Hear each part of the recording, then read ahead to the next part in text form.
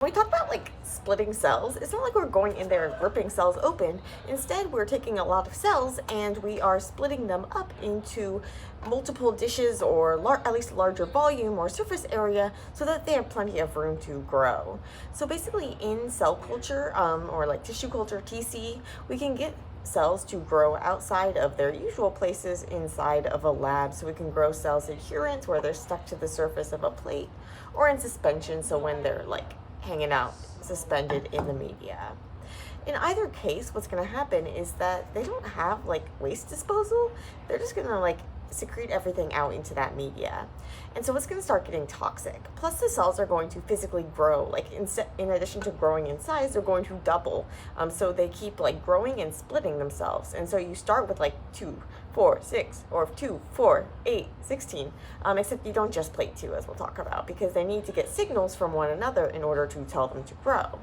But when they get too overcrowded, well, now they don't have room, now they don't have food, now there's all that waste in their media, and so we need to split them. Sometimes we call this passaging, and we keep track of the passage number, so how many times we've split them, so how many times we've like moved them into more media, because this is important, because the more time you allow them to grow, the more mutations that they require.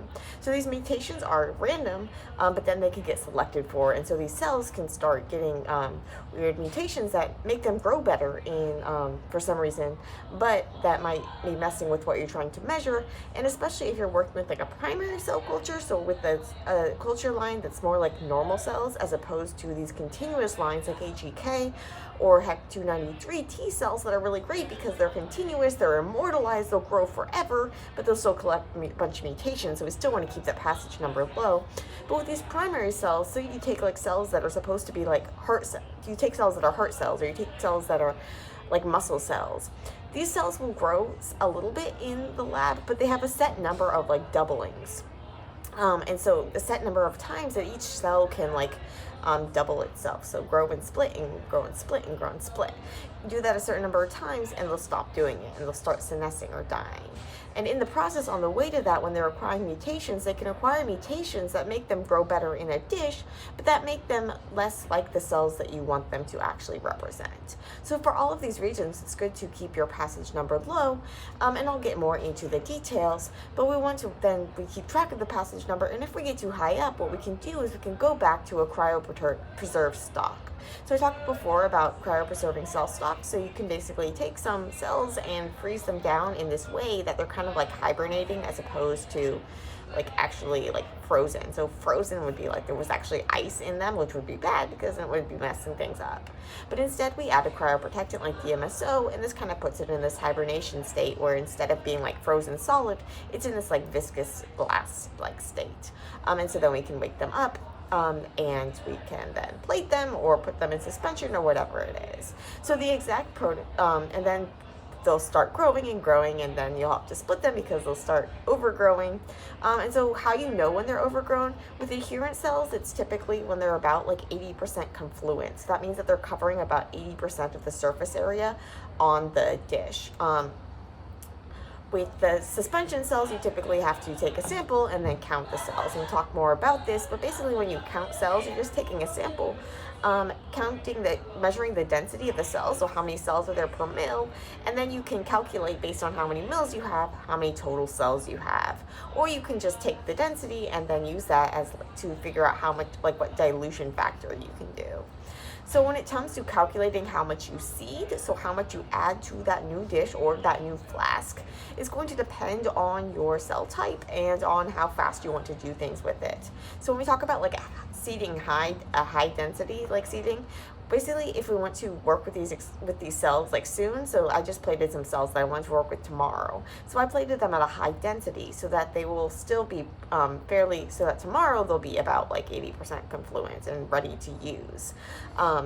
But if I wanted to use them later in the week, maybe I'm just trying to keep a stock of these cells and I don't want to have to be dealing with them, passaging them all the time, then what I can do is I can actually seed them lower density. Maybe I just do like 1 million cells in the dish instead of 5.5 million cells in the dish. So when we talk about dishes, and flask, when we're talking about adherent culture, we're often talking in terms of like how many million cells that we are that we're plating or we're seeding. And so the seeding density is typically like in terms of the surface area. So if you see like, so this is a 10 centimeter dish. A 15 centimeter is bigger. If we talk about like flasks, we have like a T25, a T75, a T125. That's referring to the surface area. So a T75 has a surface area of 75 square centimeters, I think. But anyway, the seeding density is often given then in terms of the number per the flask for these commonly sized ones, or in terms of like cells per surface area. Whereas with suspension, we're talking about like cells per million, or cells per milliliter, sorry. And we're typically talking in terms of like millions, so like 10 to the 6th. The seeding density is sometimes like lower than that, so you might see some things like 10 to the 5th. That's going to be like 0.million, and then you can keep track of this on your dish or on your flask or all of that, as well as your passage number. Sometimes it can be more useful to keep track of the passage doubling, so this like PD passage doublings that have happened rather than the passage number. So these cells are going to be like doing their doubling and doing their dividing and all of this stuff, and then at some point we're just like gonna decide, okay, they're ready and we're gonna split them. But these cells might have undergone like 4 doublings. They might have undergone 10 doublings, depending on like the seeding density that you initially seeded them at, as well as how long that you gave them to grow. So say you did like a 1 to 10 dilution or something. So you took the cells, so maybe you had like took 1 mil of cells and put them in 10 mils total, so plus 9 mils of media. Now they're going to start doubling. Eventually they'll reach that 10, but before that you might say harvest them earlier, or you might accidentally let them overgrow. Eek! But anyway, they're going to have undergone a certain number of doublings by the time you harvest them. So 1 to 10 was a bad example, but if you were to do like 1 to 4, well, that would be 2 doublings. And so if you were to do them, when you went after those 2 doublings, you would have a doubling, a PD of 2. If you were to do it after, like, if you were to plate them 1 to 2 and then only let them do 1 doubling, well, then you have a PD of 1. So depending on that, and also if you harvested them earlier or later, your PD is going to differ. And remember, this matters because the reason why we really care about passages is because that's going to tell us about how long these cells have been growing in culture, kind of, and how long they've been splitting and dividing. And that's where the mutations occur. So before the cells split, they have to double their DNA. This is called replication, and it's during this replication phase that it's really easy for errors to occur as all this DNA is getting copied, so that each daughter cell can have a copy of that DNA. You can get mutations happen along that process. You can also have mutations happen at other times, and if the DNA gets damaged or stuff like that. But during that replication phase is when we're most worried about it, and so that's why the number of passages is going to matter, or at least the number of doubling times is going to matter. The passages is just kind of like arbitrary. Well, not arbitrary, but it's not it's what we're doing to the cells, not what the cells are doing. So the passage number, it's useful in terms of like keeping track where things are. And with the continuous cell lines, it doesn't matter as much. The mutations, the biggest mutations have already happened. And so typically it's like smaller mutations that don't tend to matter as much. But because these mutations are random and happening all over, you're going to get different ones each time. And so you always want to go back and to that original stock so you don't diverge too far away from it.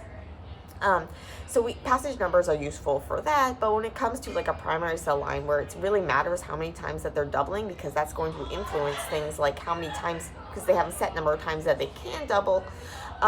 So then you really want to know how many passage doublings there are. And so then you can use your calculations based on how like dense they were and things like that in order to calculate how many times they had doubled since you last did them. And then you can mark the PD as addition to or instead of the P. So we typically represent the passage number. We just like write P on our flask or our dish. And so today I wrote P14 because this is the 14th passage for these cells. The seeding density is going to, you can look these up in guides. It's going to vary from cell line to cell line. So what happens is, as I mentioned before, you don't want to just plate like 2 cells. What happens is that these cells, they actually like get signals from one another, and they actually have to put down roots. And then like communicate with one another and say, okay, it's good time to grow. We can grow now. It's all good. And then later when they get too crowded, they can send signals like don't grow anymore. But basically, the amount of cells around them matter. And so we need to be careful that we don't like underseed them so that they still get enough signals, and they might be kind of really sluggish if you underseed them, or might not grow at all. And then and then they also have different requirements or things about like how many cells that there will be when it's like when they decide it gets too crowded. And then the different cells have different sizes, and so you can have different numbers of different cells per the same surface area. So this is why it's really important to look at the guide for whatever cell type you are using. And then for the suspension cultures, it's going to be given in like cells per mil. So different cell lines are also going to have different doubling times. So doubling time can be kind of confusing. The time that it actually takes them to double is probably going to be different than what you see on the guide. Basically what happens is that these cells don't grow at like a continuous rate. It's not like they double exactly like all the way over time. They do during one phase, the logarithmic phase, but in the beginning they have to settle down, they have to put down those connections to the dish, they have to send those signals out to one another that there's people around, and so we can start growing, it's all comfy. Then they start to grow. Once they decide it's comfy, they start to grow and double, and they double at a consistent rate. But then what happens is that they start overgrowing, and they start having all that waste in their media. They start running out of room. They start running out of food. They're going to stop dividing, stop growing, and you're going to get a plateau. And you want to be splitting these cells before that plateau. So in that logarithmic growth phase, when they're like doubling, like towards the end of that, then that's the perfect time to split them. This is going to vary from different cells, between different cell lines, and also in like different growth conditions and things like that. And so that's something to keep aware of, and don't just go by the guide. You kind of get a sense of how it's working out in your lab. So there are going to be different like splitting methods between whether you're working with adherent cells, so if they're stuck on a dish, and whether they're in suspension. So if they're stuck in a dish, we're actually going to have to cut them off of that dish or somehow remove them from the dish. Typically with trypsin and EDTA, as I'll get into, it's going to kind of like cut off the connections between the different cells and between the cells and the surface. And so we can't, when we go and we passage them, it's kind of like we can't just count them, and then, so you don't really know exactly how many cells there are until you go and you actually like trypsinize them, and you collect those cells and you count them. Whereas with suspension culture, you can just take a sample and count them directly, but you can't visualize it as easily without actually having to go in there and go to a microscope and things like that, whereas you can kind of just view the confluency of the plate with the adherent cells. So see how much of the surface that they're covering, and then when they're about 80%, they're in that late log growth phase where they're doubling, and they're not out of room yet. Then it's time to start passaging them, but we don't know the exact cell number until we actually go and we measure it using like a hemocytometer or a automatic counter like a countess, which comes in really handy. So for adherent cells, we kind of commit ourselves to passaging them when we decide that we want to count their density, whereas with suspension cells, here we just have to take a little sample of them to check the density. So this is going to be better in one sense, easier at least, that you don't have to be trypsinizing them and taking the cells up. You do have to, though, sterilize your hood and stuff rather than just taking a plate out and sticking it under the microscope. You have to actually open up your flasks and your sterile hood. So every time you open one of those flasks, of course, you then have a risk of contamination. And so there are downsides to both methods, or both counting of both of these, but at least you don't really commit yourself to anything when you're taking a sample of the suspension cells. But you can kind of see if they're like getting cloudy. I mean, like too cloudy is potentially a sign of contamination, but if they're just like, you can see they get denser, you can kind of eyeball it. But you want to then take a sample, and then you need to count it. And so you can count it either with this like a hemocytometer, which this is like the classic way. It has these grids, and you can put a sample on there and count the cells using the grid. And then there are also automated cell counters, which are super duper helpful. So you can see that both of these methods are relying on our cells to be suspended in a liquid form. And so when you have a suspension cells, well, that's fine because they were already in the liquid form. When you have adherent cells, well, now you're going to have to cut them up, cut them off of the plate, and then remove the media, remove the trypsin and everything, more on this in a second, and then you're going to have to resuspend them in fresh media, just not the whole volume, just a smaller volume, in order to count them. For the suspension cells, sometimes people will spin them down before seeding them and do it kind of like the adherent cells, except you don't have to do the trypsinization and everything, but you spin them down. It's easier to just dilute them, especially if you're doing a high dilution ratio. So part of the thing about splitting is that you are then giving it fresh media. So if you were to split something like 1 to 2, it would only get half the amount of fresh media if you weren't pelleting the cells down first and resuspending them. But typically that's what we do for insect cells, and it works fine. Especially if you're doing a larger dilution ratio, then you're going to have plenty of fresh media. But in certain cases, you might want to remove the media, then you can spin the cells down and count them and do all of that stuff. Often too, when you're just doing like rough splitting, it doesn't matter how much exactly you have. So you can kind of eyeball especially when you're working with these large volumes where it's hard to actually measure things out in a sterile environment. And also, so just a note, when we're counting these, we're traditionally using it with this like trypan blue, which is this dye that if the cells are dead, it can get inside of the cells. If the cells are alive, it can't get into the cells. And so because this dye is blue and because it can only get into dead cells, well, now your cells that are dead are going to look blue. And this is going to give you an idea about your cellular viability. If you have a lot of dead cells, that's not a good thing. If you have a lot of live cells, that's a good thing. And much more on this in my post on trypan blue. But so this is just showing you that cell counter. It'll tell you like what percentage of the cells are live, and then it actually counts the cells for you. So you can see here, it's telling me that there are 6.25 times 10 to the 6.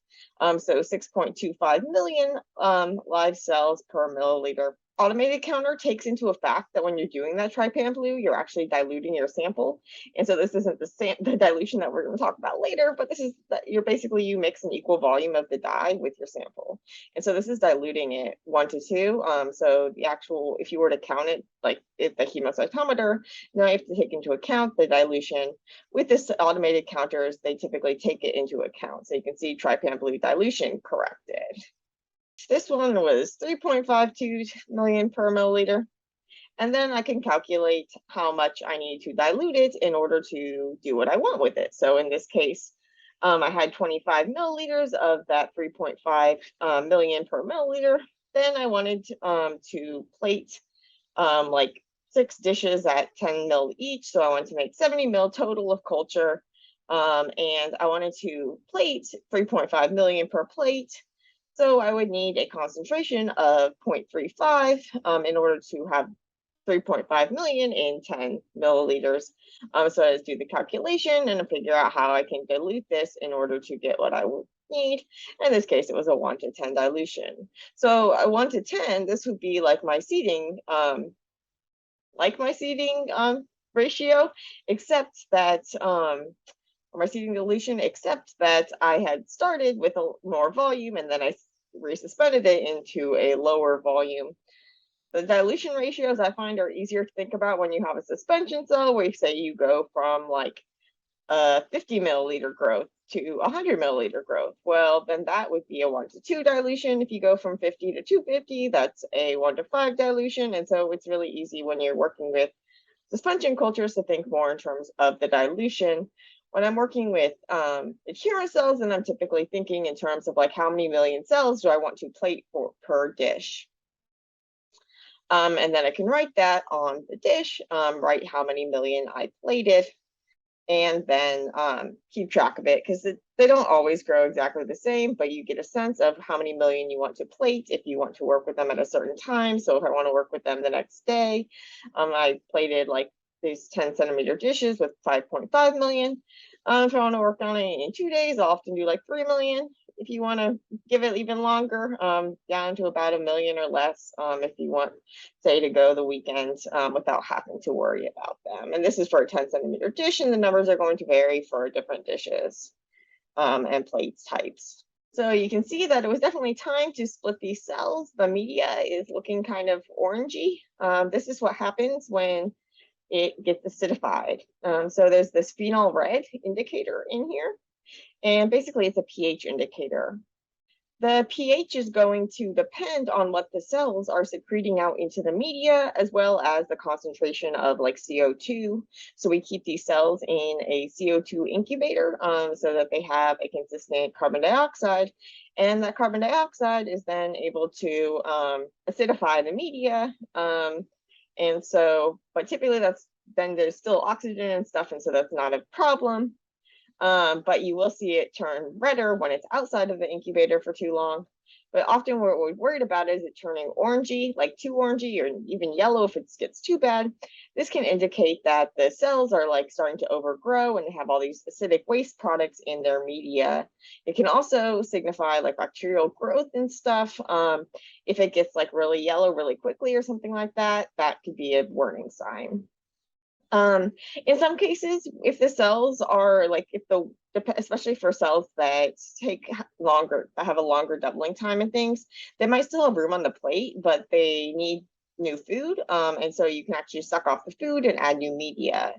But in the case where your cells are starting to overgrow when they're getting confluent on the plate, then it's time to split them. And so you want to split them when they're about 80% confluent, because that's when you're going to be in that logarithmic phase of growth, that late logarithmic phase. So once they've settled down, they start dividing. Now they're at that doubling rate that we've talked about. That's typically when the doubling rate is measured, is in this logarithmic phase when they're growing at the constant rate. And at the late log phase is when you want to split them. You can then split them into multiple plates. And note down the passage number. Now it'll be one passage number later than what you did last time. So just an overview of how you would actually go about trypsinizing these cells. So much more in my other post. But so trypsin is going to cut apart these connections between the different cells and between the cells and the plate, and this is going to allow you to actually take those cells off the plate and away from one another. So this isn't why we call it splitting, or it's not that we're cutting apart these cells, because we still call it splitting when we're just like doing suspension cells which aren't attached to one another. But we are severing these connections, and these connections are also going to be weakened by hiding the calcium. So EDTA is a chelator or metal binder. It's going to hide the calcium that these proteins need in order to make these strong connections. There's calcium in the media when it's growing, and there's also like trypsin inhibitors in the media. So the media can typically contain serum, so like the cell-less part of blood. Often we use fetal bovine serum, so FBS, and this has inhibitors that will inhibit the trypsin. And so when we want to use the trypsin, we don't want to inhibit the trypsin, and so we need to wash off that old media. So when we take the cells that are ready to be split and we remove the media, so we aspirate it, we suck it off, and then what we can do is rinse it with PBS, so phosphate buffered saline, without the special kind of PBS that doesn't have it doesn't have magnesium or calcium, and because those would then strengthen those connections and kind of defeat the purpose of the EDTA or overwhelm the EDTA. And so we want to make EDTA's job easier so EDTA can make trypsin's job easier. And so when you have this, you do this wash. So basically you would suck off that media, add PBS so it covers the plate. Whenever you're doing this, adding something to your cells, you want to make sure you're adding on like the edge of the dish, not squirting it directly on the cells. You want to go slow. Also, you should not see the cells start to detach before you actually add the trypsin. Sometimes you see like if you do it too vigorously, you might see cells actually start to detach from the dish. This could signify that your cells aren't very happy if they're coming off that easily. Or you're just being way too fast with your pipetting. But typically I put it on like the hold the tip of the pipette against the wall, like the corner wall kind of thing, and slowly release out. Then tilt the plate so that the PBS totally covers it, and then suck it back off. Then add trypsin, just enough to cover the surface of the dish. Stick it in the incubator for a few minutes. You then look under the light, you can see the cells start to detach. Once there's like they detach, now you need to inhibit the trypsin before it starts chewing up too much. So you add that media that we talked about, because before we wanted to remove the media because it had trypsin inhibitors, and now we want to add the media because it has trypsin inhibitors. And so it just naturally has these inhibitors because our bodies need to inhibit proteases from going wild in our bodies and control where these proteases are active, so that our bodies have cool protease inhibitors that they can use to protect the cells. And so now we're going to use them to protect ourselves from the trypsin we added. And then you stop the digestion, but there's still that like trypsin in the media. It's just being inhibited. And so we want to actually remove that media. And so we're going to spin the cells down in the centrifuge. And this is going to pellet out the cells. We can then remove the media. So we're aspirating, we're sucking off again, and then resuspending it in a smaller volume. So it's often like 10 mils or so. From multiple plates, you can combine them all, and then measure the concentration. When you're measuring the concentration, remember you're taking an aliquot, and so you're going to get the concentration of how many mils that you have. So say you resuspended it in 10 mils, well, now you're going to have 10 times you can multiply your concentration in terms of mils per, or million per cells per mil, or whatever it is, times the amount of mils that you have in order to figure out how many total cells that you have, if you want to do your calculations that way.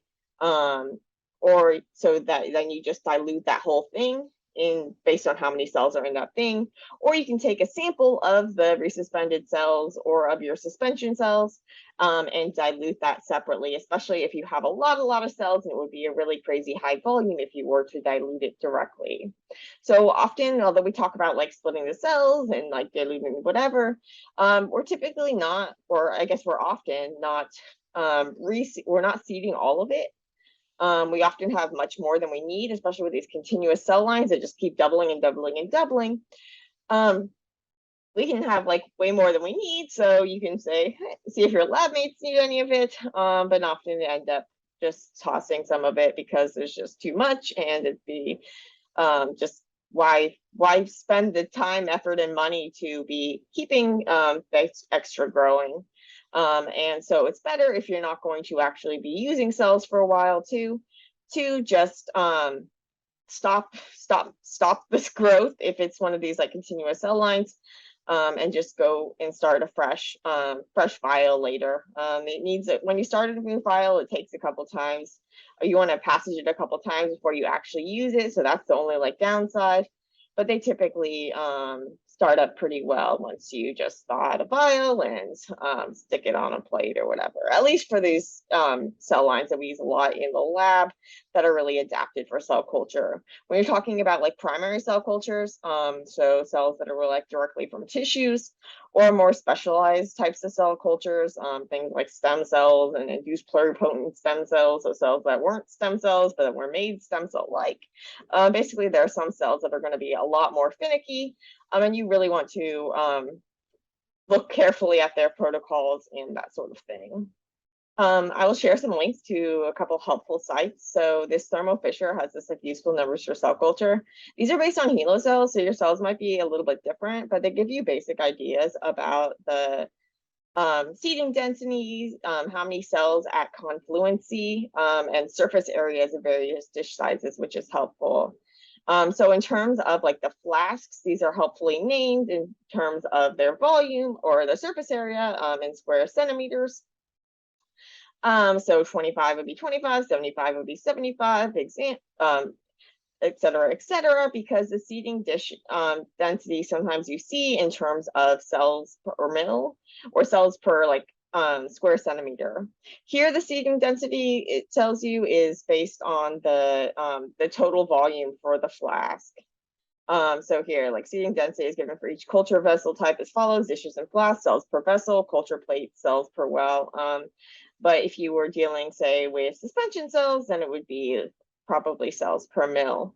It doesn't make as much sense to talk about cells per mil when we're talking about dishes, because the cells are going to attach to the dish and then we remove the media. Or, I mean, like, you could remove the media, we will later. But you can have different amounts of media with the same amount of cells, but those cells will still be down to the dish. And so the amount of media isn't going to matter as much, and it's not going to be as relevant. Whereas in a suspension, that the density, the actual density, is going to matter rather than like how many cells are plated. And so, yeah, so then you can see that 100, so a 100 millimeter or 10 centimeter dish has a surface area of 56.7 square centimeters, which is between a T25 and a T75. Yeah, so these are just some helpful numbers. I found that these are the trypsin volume you don't really need as much as it tells you, and that I often get like more cells of confluency than they say you would. But this is for HeLa, so I don't know if HGK is different. Basically, I don't know, but you should like don't go don't go just directly off of guides. These guides are guides; they're helpful for guiding you, but you need to do what like figure out what your cells are doing, because like the doubling rate isn't just going to depend on the cell type, it's also going to depend on the media, it's going to depend on the incubation conditions, it's going to depend on so many different things, that, yeah, so just learn to know your cells and keep an eye on them. Here is a really nice guide to cell line passage numbers. They do a good job of explaining PD, passage number. So this is from like the UK Health Security Agency's culture collections page. So thank you. Another helpful from the mammalian cell tissues from ABCAM. They have a helpful guide. So another word for like passaging or harvesting is subculturing. And they talk about like splitting ratios, but again, it's going to depend on your cell line. So you can then look up your various details for your specific cell line, such as on the ATCC, and it will give you information about like recommended seeding volumes and subcultivation ratios. So these would be like your seeding ratios would be like 1 to 6 or 1 to 10 if you wanted to just work with them weekly. So you can get a sense of like various cell lines that people work with, whether they're adherent or suspension, and things like that. And then each of these will have different guides to how to seed them, how to work with them, and various things like that.